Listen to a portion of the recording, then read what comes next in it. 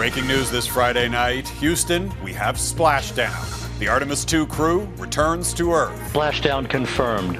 Copy Splashdown, waiting on VLDR. Iran peace talks, the U.S. president's expectations, and why some MAGA members are losing patience with his war. Drivers rush for a Friday fill-up as the cost of gas finally drops. I don't know how people are going to live. Why the reprieve at the pumps might not last. Plus, over the moon. It's making us feel very proud. A Quebec company's delicious contribution to the Artemis II mission. Global National. Reporting tonight, Jeff Semple.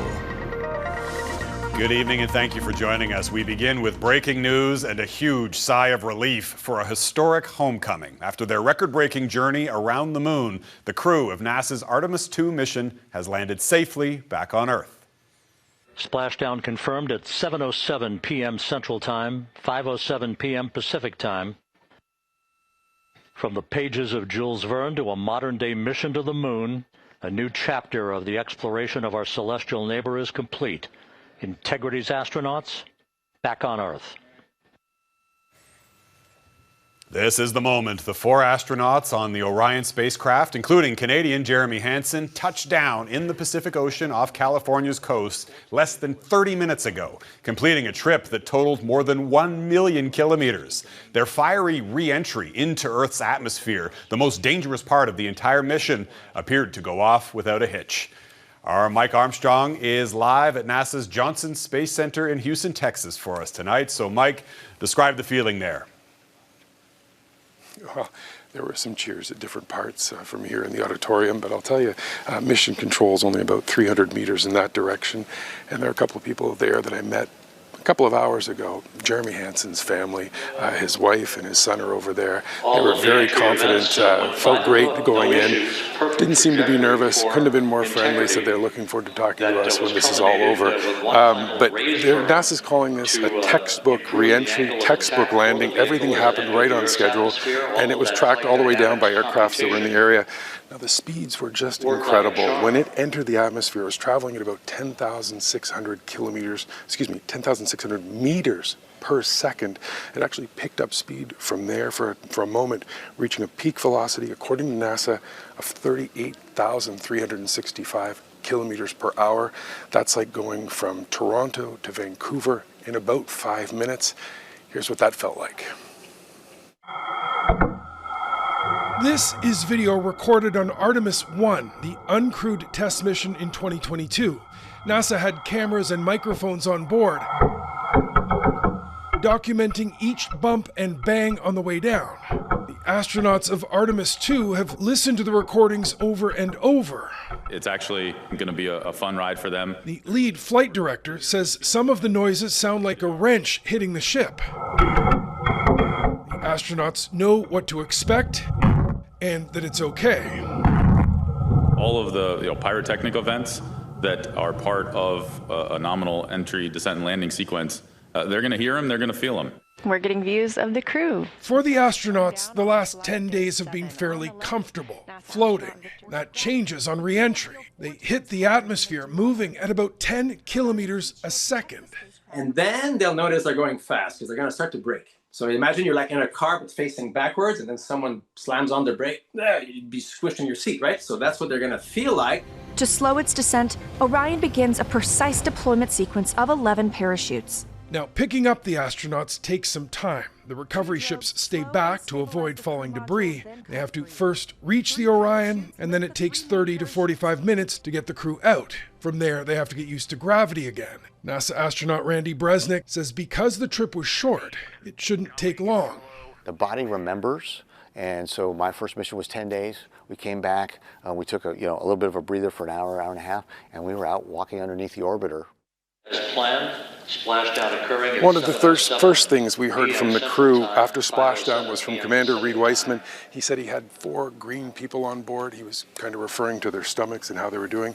The only hitch to this point appears to have been with communications. We're hearing that Mission Control is saying they're going to have to call the crew on a satellite phone to communicate. Navy divers are going to move in fairly soon. They're going to start inflating a raft that will be attached to the capsule. Each of the astronauts will then be moved onto the raft, and from there they'll be hoisted onto helicopters, and from the helicopter they'll be moved onto the ship. Basically, Jeff, they've made it back to Earth. Now they have to make it back to land. Yeah, it's sort of ironic that they've made it this far and now they're having comms issues, but a good time to have issues once you're safely back on Earth. All of this, of course, was expected. You're seeing a live shot there. The crew's still inside that capsule. They have yet to emerge, but they are said to be okay. We expect them to emerge within the next couple of hours, and certainly they will have quite a story to tell, as does our Mike Armstrong in Houston, Texas. Mike, thanks so much. We'll check in with you a little bit later in the newscast.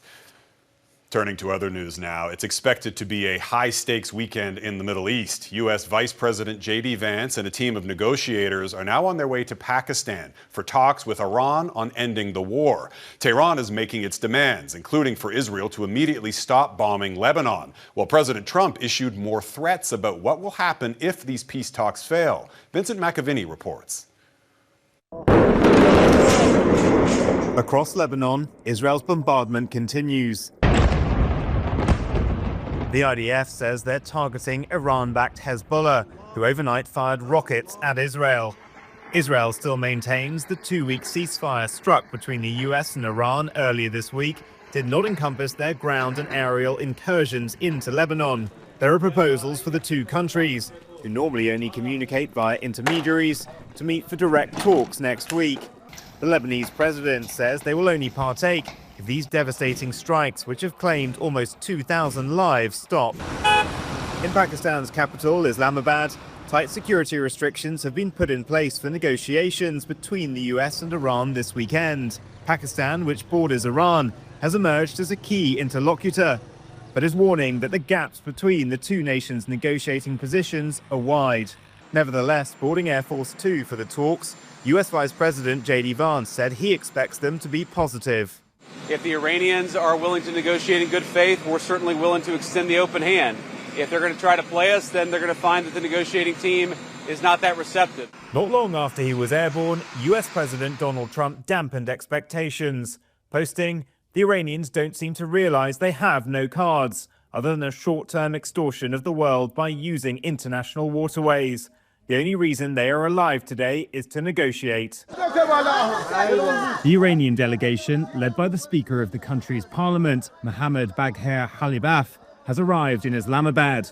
But on social media, he's been demanding a ceasefire in Lebanon and the release of Iran's blocked assets prior to the commencement of negotiations. If both sides actually do sit down for negotiations in Islamabad, the list of issues, including reopening the Strait of Hormuz and Iran's enriched uranium, are not going to be worked through quickly. Vincent McAviney, Global News, London. As a result of the war in Iran, Americans are now facing the largest monthly increase in gas prices in 6 decades. And new numbers also show that overall inflation is climbing. Those rising costs are now causing growing fractures within President Trump's base of support. And as Jackson Prosco reports, even some prominent MAGA members are losing patience. We're the winner. We won, okay? They are militarily defeated. A week of gloating by the president and his men has been overshadowed by growing discontent within MAGA ranks over Donald Trump's war with Iran. I mean, I don't know about you, but I am sick of this. I'm sick of it.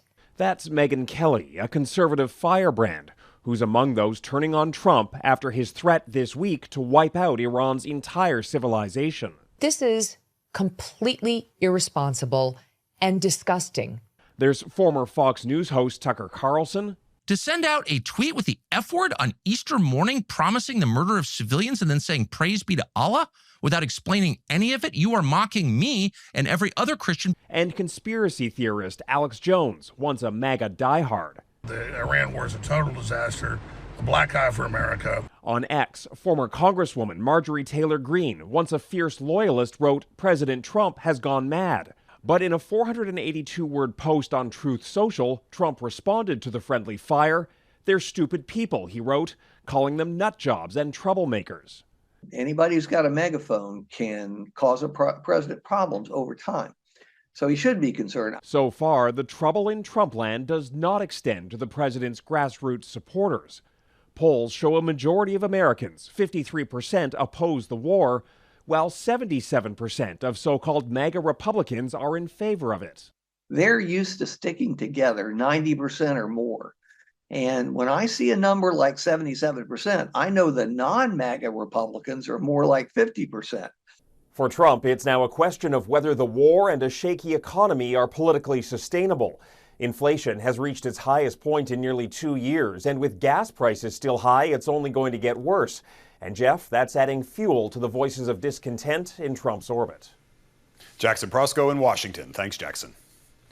Turning to news here at home now, and signs that the job picture in this country may be starting to turn around. Statistics Canada says the economy added 14,000 jobs in March, a modest rebound from the steep losses we saw in January and February. But those employment numbers are also showing a growing divide depending on where in Canada you live. Our Jillian Piper is crunching those numbers for us and has more on the consequences for Canadian workers. Jillian. Jeff, for the first time this year, the Canadian labor market is showing some signs of stabilizing as global uncertainty is still weakening the economy. March saw the first employment gain of the year, 14,000 jobs, but that's not enough to offset the 109,000 positions lost in January and February or to move the national unemployment rate, which stayed at 6.7%. It's kind of akin to, driving down the highway at 50 kilometers an hour. We're going forward, but we're going forward below the speed limit. The modest job gain was driven by personal and repair services, while the largest employment decline was in manufacturing, which has lost 44,000 jobs in the past year. Trade-exposed sectors will just have to, essentially just underperform all the other sectors in the economy, and that will continue to be the case. Punishing U.S. tariffs, the uncertain future of the North American Free Trade Agreement, and spiking oil prices due to the U.S.-Israeli war in Iran mean many businesses are in a holding pattern. This all played potentially a factor in terms of the really, really soft sort of no fire, no hire environment that we have seen that played out both in Canada and the United States pretty much over the past year. But there may be some good news this year for Canadian youth. Population growth has fallen, and labor force growth in that cohort is presumably going to remain pretty slow through 2026. I think you will see some of the pressure on youth unemployment start to actually ease off. Average hourly wage growth for permanent employees last month increased by 5.1%, marking the highest pace since July 2024, Jeff. But economists are expecting affordability will be strained as the war in Iran pushes costs higher. Jillian Piper in Ottawa. Thank you, Jillian. Some much-needed relief at the pumps. Gas prices have taken a dip. Coming up, why it's not expected to last long.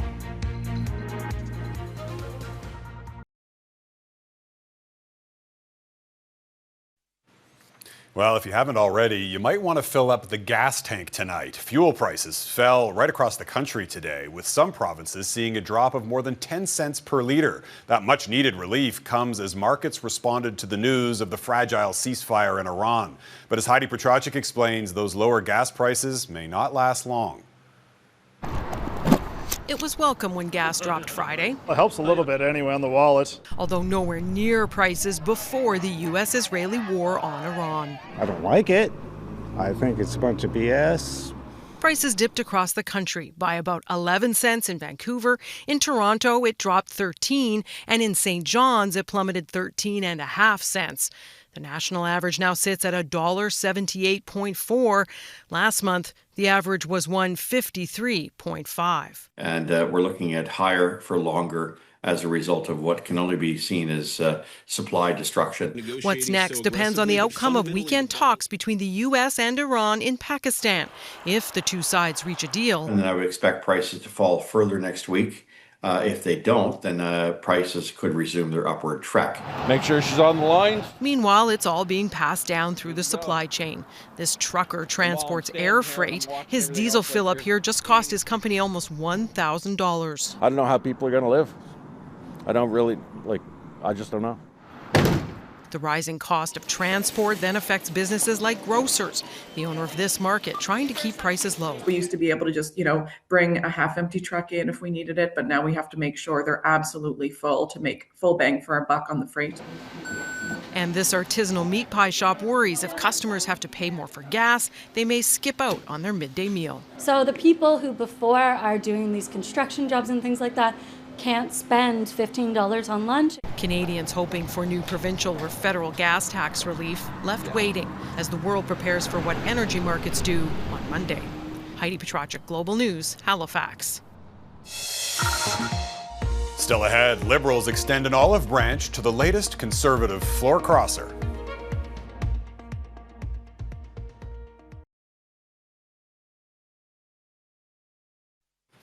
Liberal Party members appear to be giving their newest MP the benefit of the doubt. Marilyn Gladu crossed the floor to the Liberals on Wednesday. After years as a staunch Conservative, Gladu is now defending her surprise decision. The move leaves the Liberals just one seat shy of a majority government ahead of by-elections set for Monday. Our Mackenzie Gray reports from the Liberal convention in Montreal. I will start with... It's been tough for some Liberal MPs to keep up. I was going to say the newest member of our caucus, but he is not the newest member of our caucus. But there's been no floor crossers remorse from the newest Liberals. Haven't looked back and have slept well every night, which is a good thing. I don't know whether to introduce myself as a recovering Conservative or just that I was a Liberal and I didn't know it. Happy Liberal campers, but the latest recruit, Marilyn Gladu, the anti-abortion, vaccine skeptic, carbon tax hater, now says she's a former social conservative, willing to put her past views aside. I have been consistent when I said that women need to have the right to choose. I obviously have my long faith traditions, but I'm ready to support the rights of women in this country. Her defection, the talk of the Liberal convention, a part of a big tent now stretching at the seams to include Gladu. Oh, trust me, I've heard her scream at me on a number of occasions on things like climate change. And staunch environmentalist Stephen Guilbeault. We're not changing the Liberal Party, we're not changing our values. And I've heard MP Gladu said that she would rally behind those values. Another left-leaning Liberal attempting to keep an open mind. She seems like the kind of person that you guys would have attacked in the Justin Trudeau era. So what I will say on this is that I think I'm going to give Marilyn the benefit of the doubt that she understands the values of the Liberal Party. Gladu, the fourth Conservative to join Carney, leaving some Tories proactively posting videos to say they won't be next. My responsibility to you and my personal integrity matters so much more than taking an unelected seat on the government benches in the House of Commons. Gladu partially blaming Pierre Poilievre's leadership for quitting the Conservatives after 10 years. Certainly, it's going to be good for the riding. We're going to receive the support we need. It's going to be good for the country. I have experience to help build it, and it's good for me personally as well. A senior government source tells Global News the Liberals are still in active negotiations to try and get more floor crossers. Jeff, with one Conservative MP telling me he's expecting additional colleagues to move over to the Liberals. Mackenzie Gray at the Liberal convention in Montreal. Thanks, Mac. And you were looking at a live shot from NASA after the Orion spacecraft's return to Earth. We are now waiting for the Artemis II crew to emerge, and we will have an update from Mission Control in Houston next.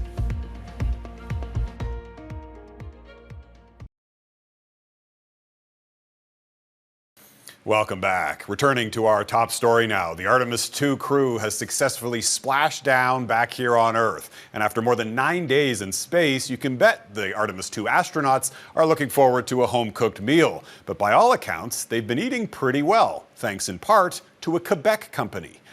Happy Yak turns fresh food into freeze-dried meals, which can then be rehydrated with water. Now, they're normally sold to hikers or campers, but the company sent its curried shrimp with the astronauts on their journey around the moon. It's amazing when everybody is working together what we can achieve. For me, that was the message. You could have a small, really small park like ourselves, one product to be launched, but we participated in that mission, and for me it was really something quite new and exciting. The company also provided food for former Canadian astronaut David St. Jacques when he went to the International Space Station back in 2018. As mentioned, the Artemis II crew successfully splashed down into the Pacific Ocean off California less than an hour ago. And joining us again from NASA's Johnson Space Center in Houston, Texas, is our Mike Armstrong. So, Mike, what's happening now? The goal is to Yeah, well, Jeff, we knew it was going to take a bit of time to get the astronauts out, and we're seeing that now, and I'll explain why. One of the steps that they had to go through was the hazardous gas evaluation. So they have to make sure that everything's okay with the ship. There's nothing around that would maybe put the recovery crews in danger. That was cleared moments ago, and so we've seen the boats now approach. They actually kept their distance for a while. The hatch is now open, and they're making contact, and what you're going to see moments from now is a raft inflated, attached to the capsule, and then the astronauts, someone's inside there now, someone has to go in actually and clear the astronauts, and then the astronauts come out one by one, they'll move on to the raft, and they'll be hoisted up into helicopters and flown to the USS John Murtha, and then they'll head pretty quickly once they're there to the clinic on the ship, and they'll start medical evaluations. NASA, by the way, just gave their official mission elapsed time from launch to splashdown will have lasted 9 days, 1 hour, 32 minutes, and 15 seconds. They're pretty specific when they give those numbers. Yeah, and for good reason. We should say that NASA has provided an update that as far as they're aware, the crew is in excellent condition inside that capsule, though, as you say, they haven't emerged yet. That's expected to happen really at any moment, and then they will be taken for medical evaluation. And then we're looking forward to hearing from them when they arrive there with you in Houston, Mike, for their press conference and some comments this weekend, I believe. And then we can start looking forward to Artemis III in 2027. Mike Armstrong in Houston, Texas for us. Thanks so much for your reporting. And that is Global National for this historic Friday night. I'm Jeff Semple. If you're watching from BC, please stay tuned for more Artemis II coverage on the News Hour at 6 with Chris Galis and Sophie Louie. We'll have more coverage of all of this on globalnews.ca as well. Thanks for watching. Hope to see you back here again tomorrow. Have a great night.